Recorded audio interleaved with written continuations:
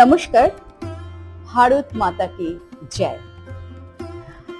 আগামীকাল আমাদের ভারতবর্ষের ৭৮তম স্বাধীনতা দিবস এবং প্রত্যেক বছরের ন্যায় এই বছরেও সারা ভারতবর্ষ জুড়ে এই দিবসটি উদযাপিত হবে। তাই আমিও আমার জয়ফুল চ্যানেলে আমার সমস্ত দর্শক বন্ধুদের সাথে এই দিনটি ভাগ করে নিতে চাই। আজকের বিশেষ পর্বে আমি বলবো ভারত মা অর্থাৎ ইংলিশে মাদার ইন্ডিয়ার রূপের কথা। চলুন আজকের আমরা দেশ মাতৃকার বিশেষ রূপের কথা জানি। আমরা আমাদের দেশ মাতা অর্থাৎ ভারত মাতাকে দেখে থাকি লাল রঙের শাড়িতে বা জাফরান রঙের শাড়িতে, এবং তার হাতে থাকে এই জাতীয় পতাকা এবং তিনি বসে থাকেন সিংহের ওপরে। কখনো বা তার বাহন সিংহ তার পাশে থাকে, বা কখনো দেখি আমাদের দেশ মাতৃকা অর্থাৎ ভারত মাতা আমাদের জাতীয় ফুল পদ্ম ফুলের ওপরে আসীন রয়েছেন। কিন্তু এই ভারত মা কে বা কার রূপ, এবং এই ভারত মাতার মন্দির ভারতবর্ষের কোথায় কোথায় আছে, এবং ভারতবর্ষের স্বাধীনতার সময় এই মা কিভাবে জাতীয়তাবাদের সাথে যুক্ত হয়েছিল, আজ এই বিশেষ পর্বে আমি সেই নিয়েই আলোচনা করব।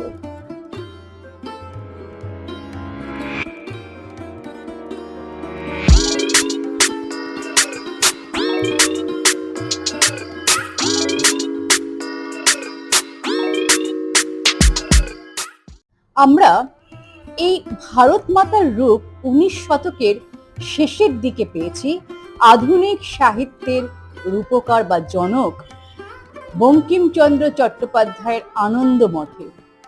তিনি তার এই উপন্যাসে আমাদের ভারত মাতাকে দেবী দুর্গা ও কালীর এক অবিচ্ছেদ্য রূপ হিসাবে বর্ণনা করেছেন।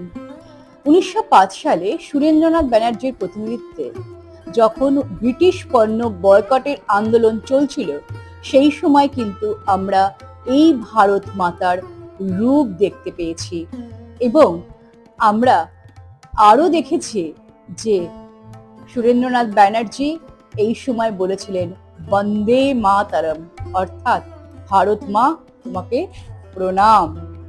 তৎকালীন ভারতবর্ষে বিভিন্ন প্রতিবাদ সভাতে শুরু হয়ে গিয়েছিল ভারত মাতার ছবির উপস্থিতি, এবং বন্দে মাতরম স্লোগানে প্রত্যেকটি প্রতিবাদ সভা মুখরিত হয়ে উঠত। ১৯১৪ সালে অবনীন্দ্রনাথ ঠাকুরের দ্বারা প্রতিষ্ঠিত বেঙ্গল স্কুল অফ আর্টসের তারই অঙ্কিত একটি চিত্রে দেশমাতৃকার ৪ বাহুযুক্ত ছবি রয়েছে, যেটি বর্তমানে ভিক্টোরিয়া মেমোরিয়াল মিউজিয়ামে সংরক্ষিত আছে।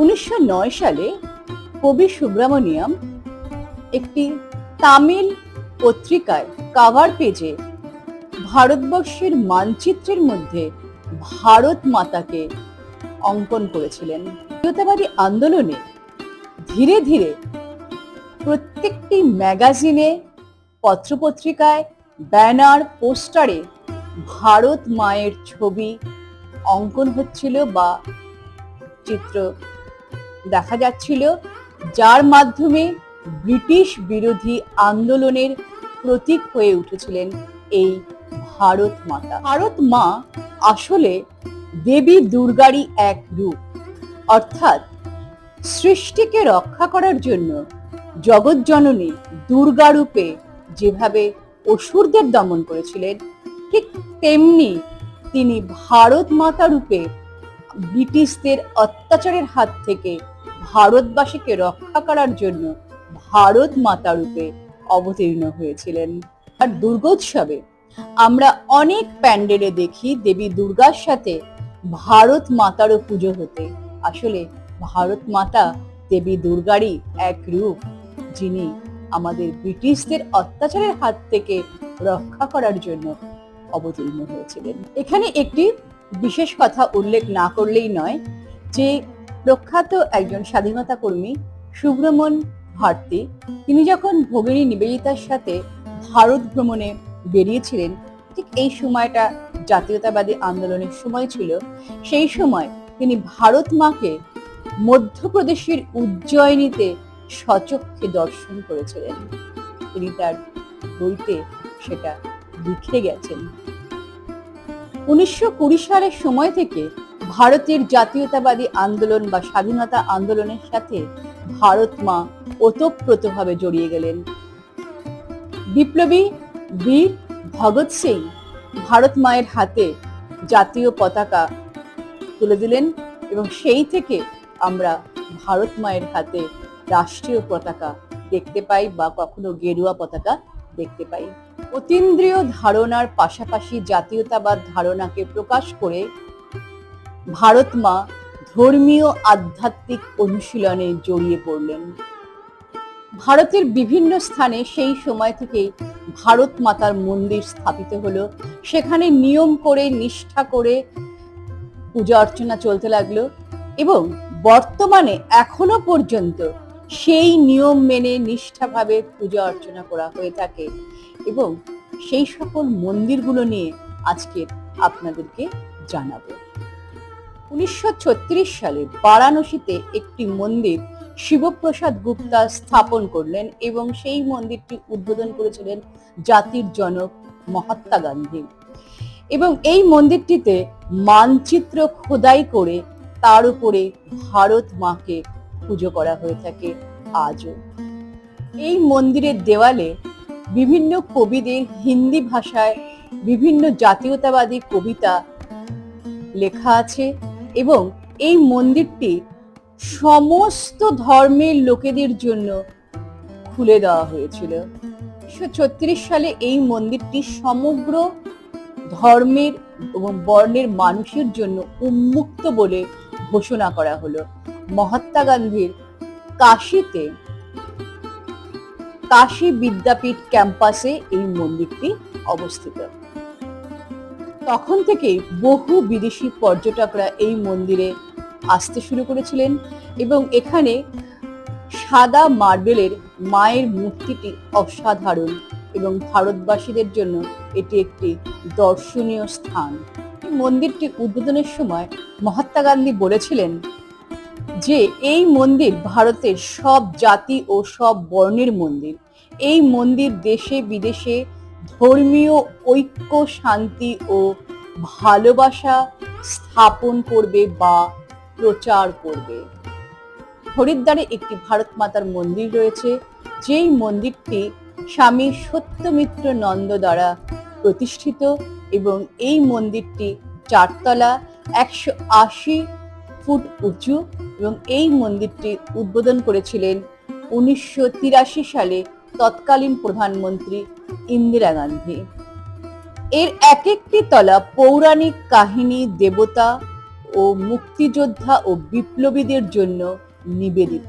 হরিদ্বারের গঙ্গার তীরে এই ভারত মায়ের মন্দিরটি অত্যন্ত সুন্দর। যারা হরিদ্বার দর্শন করতে যান তারা অবশ্যই এই ভারত মাতা মন্দিরটি দর্শন করে আসবেন। 3 নম্বর মন্দিরটি কলকাতার দমদমে অবস্থিত। এটি দমদম নেতাজি সুভাষ আন্তর্জাতিক বিমানবন্দর থেকে মাত্র 2 কিলোমিটার দূরে যশোর রোডে অবস্থিত। এই মন্দিরটিতে ভারত মাতাকে জগত্তারিণী দুর্গা রূপে পুজো করা হয়ে থাকে। 2015 সালে 19 অক্টোবরে এই মন্দিরটি উদ্বোধন করেন তৎকালীন পশ্চিমবঙ্গের রাজ্যপাল কেশরীনাথ ত্রিপাঠী। বন্দে মাতরমের 140তম বার্ষিকী উপলক্ষে ভারতের আধ্যাত্মিক সমিতি দ্বারা জাতীয় শক্তিপীঠ নামে মন্দিরটি নির্মাণ করা হয়। এছাড়াও কলকাতার যাদবপুরে আরো একটি মন্দির রয়েছে ভারত মাতার এবং আরো বেশ কিছু জায়গায় ভারত মায়ের ছোট ছোট মন্দির আমরা দেখতে পাই। চতুর্থ যে মন্দিরটি রয়েছে সেটি হচ্ছে কুরুক্ষেত্রে।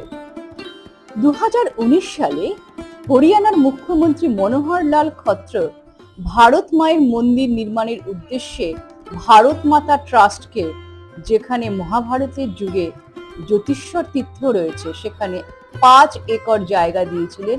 এখানে ভারত মায়ের মন্দিরের নির্মাণ কাজ চলছে। এছাড়া ভারতবর্ষের ছোট বড় বহু মন্দির চারিদিকে ছড়িয়ে রয়েছে। আপনাদের মধ্যে যারা ভারত মাতার মন্দির দর্শন করেছেন এবং কোথায় কোথায় দর্শন করেছেন এবং তার অভিজ্ঞতা কি, সেটা কিন্তু কমেন্ট করে জানাতে ভুলবেন না, এবং কমেন্ট বক্সে অবশ্যই ভারত মাতা কি জয় লিখবেন। কাল ৭৮তম স্বাধীনতা দিবসের উপলক্ষে আমার সকল দর্শক বন্ধুদের আমি জানাচ্ছি ভালোবাসা, শ্রদ্ধা এবং শুভেচ্ছা।